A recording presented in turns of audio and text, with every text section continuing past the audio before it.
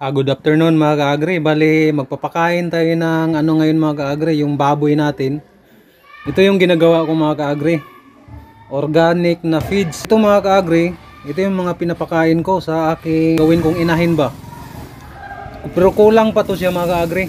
Kulang pa ang ingredients na to mga ka-agri. Pero ito yung mga sangkap sa paggawa ng feeds. Yan mga ka-agri ha. Ito yung ito yung rice bran mga ka-agri, or ang tawag dito sa amin ay tahop ng tahop ng palay ba. Itimbang natin mga ka-agri, yan tinimbang natin 1/4. Yan mga ka-agri, 1/4 na yan. Tapos ito naman ang parang natin yung kupramil ba. Maano ang baboy nitong kumain, malakas. Titimbangin din natin 1/4 ito mga ka-agri. Yan mga ka-agri oh. Tapos ito na kulang pa to mga ka-agri, dapat may ng malunggay. Hindi ako paano ng malunggay mga ka-agri, yung dahon ng malunggay, kasi ang dahon ng malunggay ay mataas sa fiber yun mga ka-agri. Yun ang pinagkukunan ko ng source ng fiber mga ka-agri. Maliban doon mga ka-agri, maraming mga vitamins at minerals nga nandun sa malunggay. Tamang tama sa requirement ng ating baboy mga ka-agri. Ito naman yung hindi ko pa naano to mga ka-agri, nadikdik or nabilad ko pa. Kailangang anuhin mo talaga to, durogin ng maigi to mga ka-agri. Yan oh. Kaso kabibili ko lang nito. To mga ka-agri, 5 piraso lang to, ganito. Makatipid ka talaga mga ka-agri. Ito ang ginagawa ko. Yan. Oh. Halo mo na dyan mga ka-agri. Kulang pa ng to eh.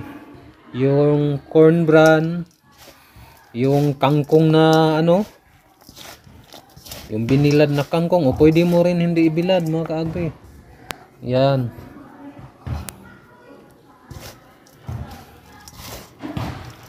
Pwede na hindi ilagyan ng ng asin mga ka-agri. Nga ilang dakot lang na feeds para makalasa rin naman siya na napilitize na ba. Yan ang ginagawa ko mga ka-agri. Tagal ko nang ginagawa. Ito murahin tong feeds na to mga ka-agri, yung tag 20 mahigit lang. Ilang lang to. 1/4 lang to. Dinadaya ko siya ba para maganahan siya na may halong mga ka-agri. Yung pilitize na ba, para sabihin para malasahan niya, feeds to Kaya yan, ang requirement na to mga ka-agri ay tamang tama na. Pero kulang pa to mga ka-agri, kasi wala pa tong corn bran, mga beans na kangkong. Pero pwede na to siya mga ka-agri. Na ang baboy nito, parang feeds na rin to. Magkano lang to mga ka-agri. Yan, mix mo lang maigi. Kapag walang to, ito mga ka-agri, ito ang ganito, may kangkong to o malunggay na dinurog. Requirement ng isang baboy mga ka-agri, mga 1 kilo na. Tama 1 kilo. Kasi 3 beses ako magpakain sa isang araw mga ka-agri.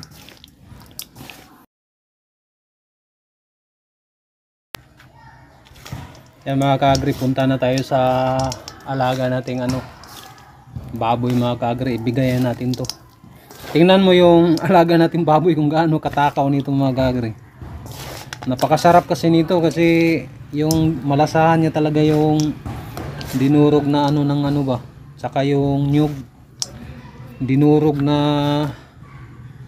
yung dry fish ba, isda, or ang tawag dito sa amin, buwad.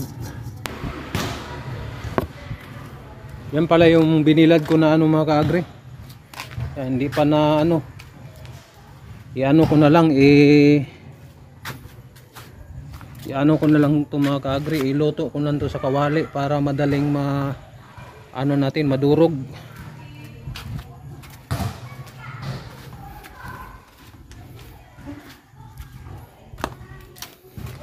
Alas 4 na mga ka-agri yan. tingnan mo yung gagawin kong inahin. Tingnan mo yung tae nyo mga ka-agri, parang ano rin, parang tae ng feeds.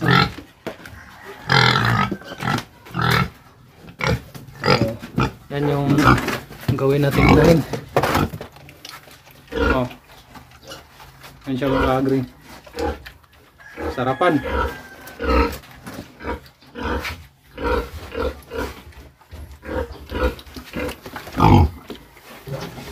Pakatakaw mga ka-agri.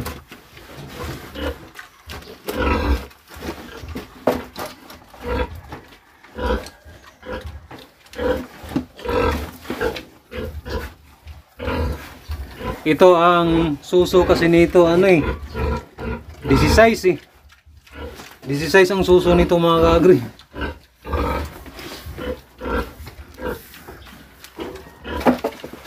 Bata pa ito eh. Mga ka-agri, gawin natin inahin yan.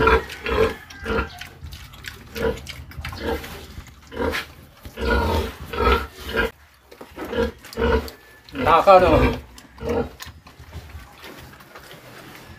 Dito naman tayo sa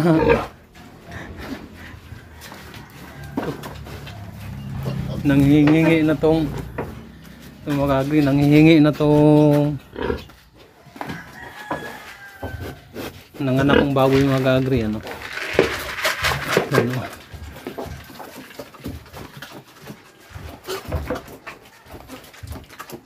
Kumakain na rin to. Walang ligo yan eh. Hindi ako mahilig kung paligo ng ano mga ka-agri, yung 1 week na yan mga ka-agri, mga biik.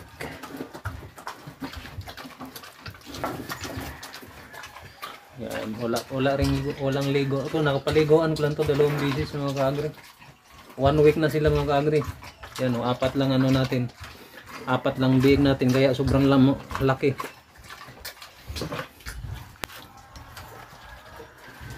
Yan mga ka-agri. Ako 3 beses kasi ako magpakain sa isang araw. Yan lang mga ka-agri oh. 3 beses akong sinadya ko siyang itali mga ka-agri kasi para pag magliligo ka, mailabas mo siya. Sinanay ko na ba? Sinasanay ko na siya mga ka-agri kasi kapag magliligo ka, para hindi mapupuno yung ano mo, yung tangke mo. Yan no, sarap na sarap mga ka-agri no. Yan, tipid ka na sa suso nyo mga ka-agri. Bata pa to eh. 1, 2, 3, 4, 5, 6 pares-pares yan mga ka-agri. 7, 8 1, 2 1, 2 3, 4, 5, 6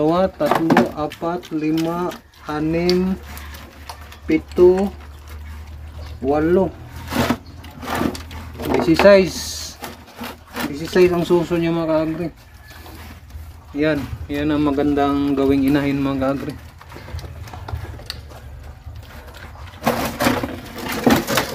Takaw. Ano na lang natin kasi madulas.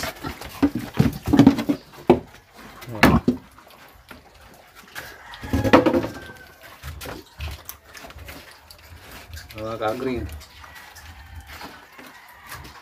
Inahin natin.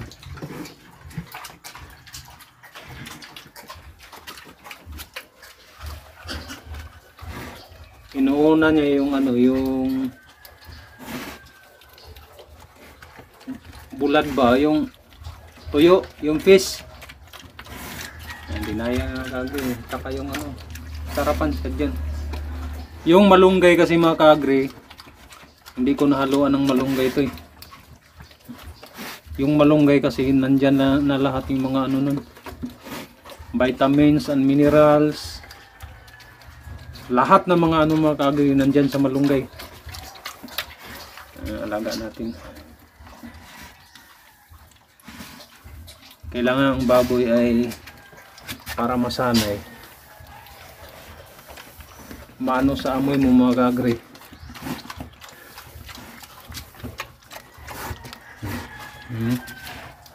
Bilis kumain. 3 kilo sa isang araw. 3 kilo akong pagkain mga ka-agri sa isang araw kasi tanghalian, magahan, tanghalian. Kapag bibili ka mga ka-agri, nasa ano na yan, lagay natin 43 sos, nasa mga kulang-kulang 130 isang araw mga ka-agri. Ito, magkano lang to mga ka-agri? May nyug ko lang, yung isang pirasong nyug, hatiin ko yan sa 3. Tapos yung 1 kilo ng ano, 1 kilo ng corn bran ba o rice bran, ang bibilhin mo, magkano lang yun? Dito sa amin 14, may 15. Yung ano na yun mga ka-agri, yung corn bran, pero yung rice bran medyo 10. Tag 10 kilo. Katipid ka mga ka-agri. Ayan lang pong ating video ngayon. Marami pong salamat yung panonood at God bless.